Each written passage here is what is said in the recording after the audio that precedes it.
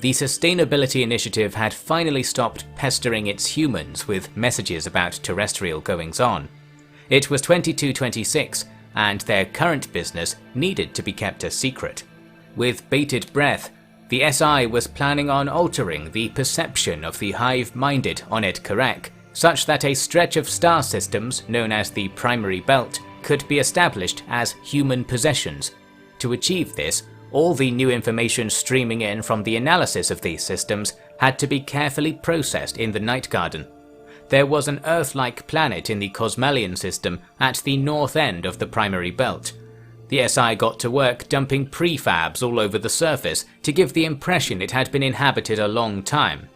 Quickly, the Collective's agent, the Exile, was introduced to folk who claimed to have spent their whole lives in the New Lysian syndicates. They told stories of how their grandparents had lived in the lost days of Old Lysian and the nasty disease that had wiped the once booming population out. If only the hero explorer Lysian were still alive, this tragedy would never have happened, but they were too busy saving Primary Belt colonists from space pirates. But that was all in the distant past now. For many years, official discovery logs talked about only expeditions towards the galactic interior. These ended in miserable failure due to the presence of a still surviving First League mining fleet, which was patrolling the western routes of human space. When ships and probes approached, they immediately began to mine them, yet left the asteroids and planets around them intact. Perhaps their main goal was simply to protect their turf until their masters ordered them to begin work. It was all quite disheartening, but the secret news from the Primary Belt kept the SI's lucky researchers suitably fascinated. There was a system on the edge of the galaxy called Sezutov that had been blasting out unusual radiation patterns ever since it had been observed. Pirmeji found a hyperlane leading to this very system and set off to put the mystery to bed. Would it be an as-of-yet unclassified type of star, as many eagerly speculated? Even better, the system was host to a huge wormhole, many Earths wide. It was orbiting the unremarkable central star and distorting its signature. The photons captured from the wormhole were of a different signature entirely, confirming that this space-time tear was allowing passage to a corresponding location orbiting a different star.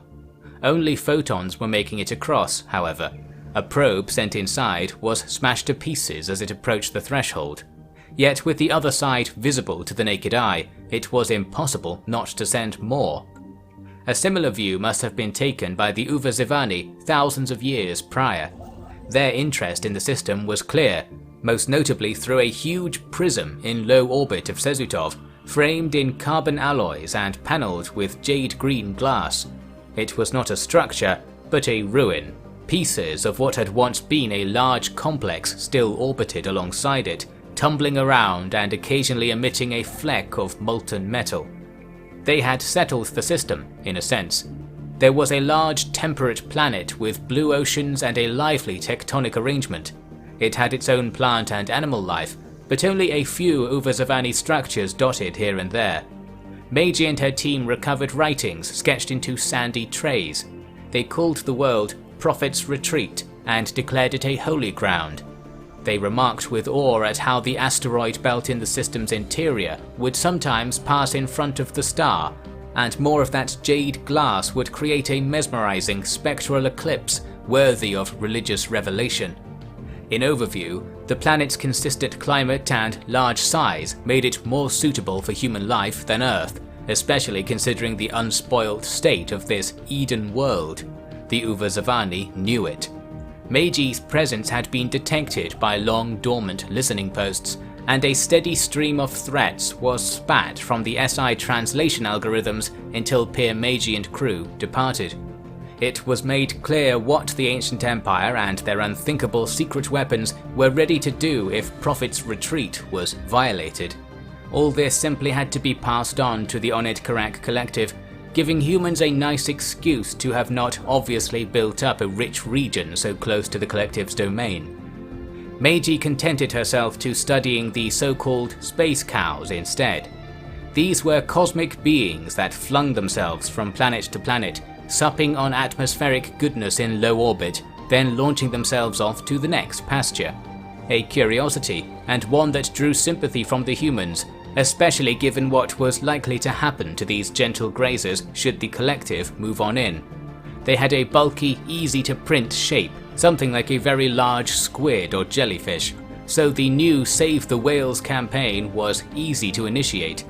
That this curious casus belli was being generated was not commented upon by the initiative.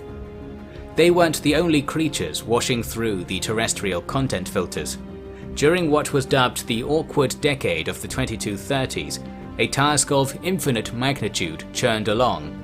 The SI was slowly cataloguing all the life on the dozen or so moons and planets it had popped up on.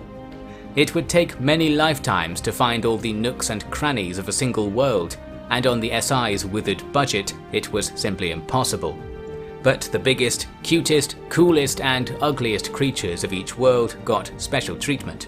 Most ecosystems had at least one fluffy round lump with stereoscopic vision and hearing, and that was all people needed to see. There was one habitable planet that stood out above the rest. It was called Fenhabanis III at first. The Fenhabanis system was a curiosity in itself, being clearly visible on the First League space map, but proving almost impossible to track down.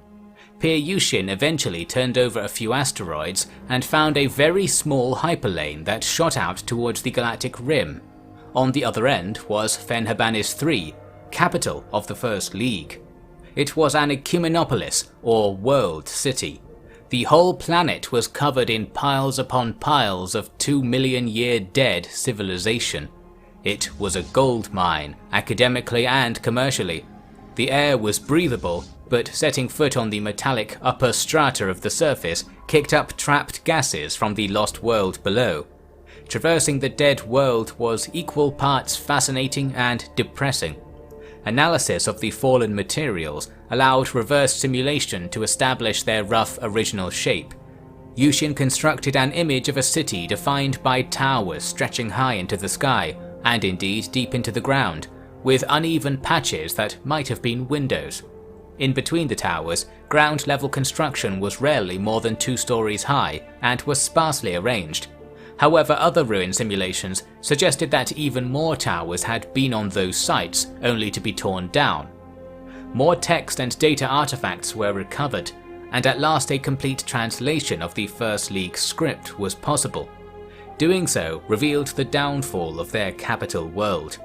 It seemed that the world had depended greatly on food grown in other systems, and that this food supply had very suddenly halted when their era was over. They referred to the goings-on in the galaxy only as the War, and spoke of the First League's member species leaving the Alliance to fight. What they were fighting, or whether they were fighting each other, appeared to be deliberately omitted from the records. But what happened after was detailed with a sense of pride. It seems that while something consumed the galaxy, the rulers of Fenhabanis had arranged for an experimental device to be deployed at their sole hyperlane. The records described it as pinching the lane. Whatever it was the cause of the lane being so difficult to find, and not responding to the usual hyperjump engine mathematics. Fenhabanis had hidden itself away to avoid doom, but with no food, doom could be homegrown. Many of the planet's towers were torn down to try and balance the planet's ecology and prepare to mass-produce food, but the plan had ultimately failed. The trillion beings of Fenhabanis had passed on over the course of 2 centuries, and the latest records spoke of failed experiments with solar power and digitized consciousness. They had seen a way out of starvation, but perished on the way. They left behind a rotten pile of city, and the chance for the Sustainability Initiative to learn some lessons. But again, how they were meant to preserve humanity against a catastrophic but unspecific downfall was hard to determine. The only clear message was that automatic mining drones last forever, since they were increasingly found across the galaxy. In 2232, Jesse Quinn rode the SI Space Navy beyond Murfid to do battle with a fleet of these drones. There was a mining headquarters blocking the exit to a hyperlane a couple of jumps from the Murfid staging post, cutting the SI off from portions of the galaxy not yet promising to kill or eat the humans. Quinn cut a path through the faithful machines and opened up a route to the Cosmos Incognita of the galactic northeast. This region had thus far given out little information. There were no obvious signals like those the Tuxcan Combine produced, and the First League map did not cover that quadrant, and the freshly discovered maps that did simply catalogued the stars and related bodies. But eventually, by chance, a meeting would occur in that quiet, forgotten realm. The Exile was tasked with exploring the area, strategically far from the Collective. In 2236, she detected a cylindrical ship drifting on ion engines. It was transmitting a complex repeating pattern of numeric sequences. Every human who could possibly take joy in trying to decode it was already in the SI's employ, so they were set to work at once. And it was a joy, for the transmissions were so structured that each layer of analysis gave clues that led to another. This was a carefully constructed puzzle box, and inside was a hyperlane map and a frequency matrix that could be fed into the hyperlane monitor probes. Doing so revealed a strangely familiar face.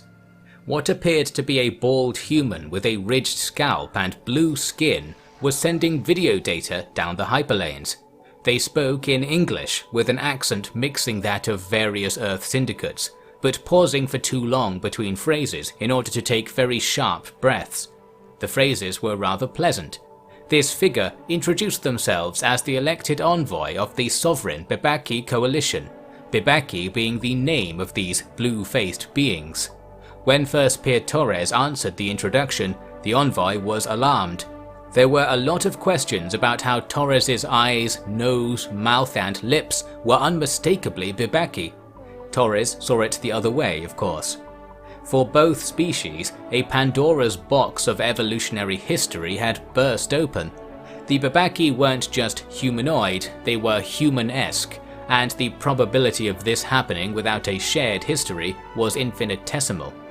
The natural histories compiled by both races made convincing cases that their authors were of the original evolutionary branch, and the Bebaki had no reservations about bringing big data and evolutionary simulations to the table to prove their case.